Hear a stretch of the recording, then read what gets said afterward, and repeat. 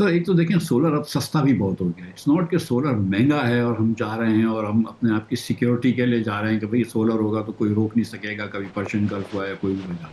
Solar तो मतलब एक तो ये कि actually it's cheaper now. In the good thing is, जो मैं अभी यहाँ पे बैठ के आपसे बात कर रहा हूँ, कि मैं ये कह रहा हूँ कि बिजली चला लो, इंडस्ट्री जो है वो तो सोलर से और बिजली से चल जाएगी।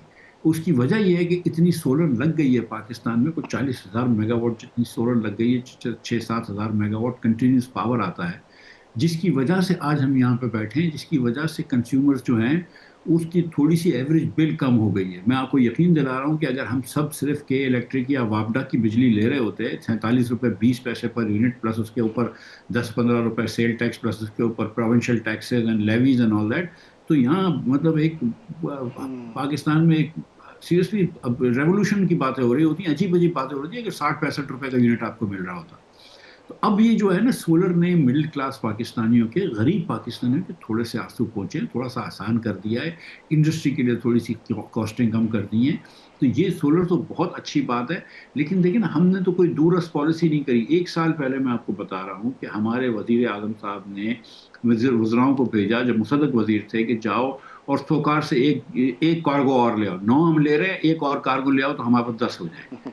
ये 1 साल पहले की बात। आज से 6 महीने पहले हमने अली परवेज को कहा, वजीर आजम ने, कि तुम जाओ और 2 कार्गो या 4 कार्गो कम करा लो। लेकिन 6 महीने पहले आपको पता नहीं थी कि आपके 6 महीने बाद इतने हो जाएंगे कि आप ना सिर्फ नए नहीं खरीद रहे होगे, पुराने बेच रहे होगे। और वो फिर हमने कार्गो कम कराया और आज हम वापस पीछे दौड़ रहे हैं कि यार कहीं से एक कार्गो आ जाए।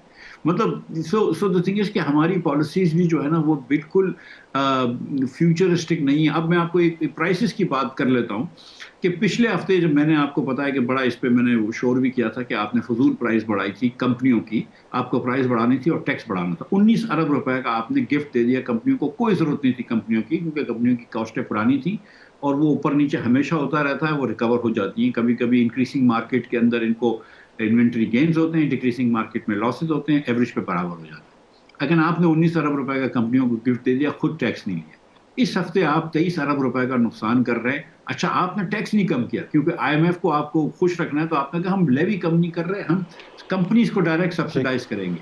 एक तो मैं आपको ये गारंटी कर रहा हूँ, having been there in this business, in this politics, कि कंपनियां इतनी ईमानदार नहीं होती हैं कि वो आपको बता दें कि मैंने 300 लीटर बेचा है और 300 लीटर पे मुझे इतना नुकसान हुआ है। थोड़ा बहुत उसमें और थोड़े बहुत से ठीक। मुराद अरबों रुपए का इसमें निजी होता है। उसके बाद अब आप अगले हफ्ते क्या करेंगे? कि आप मतलब 75 रुपया इन्होंने डीजल पे सब्सिडी दे रहे हैं और 50 रुपए पेट्रोल पे दे रहे हैं। So they really are getting themselves into a bind.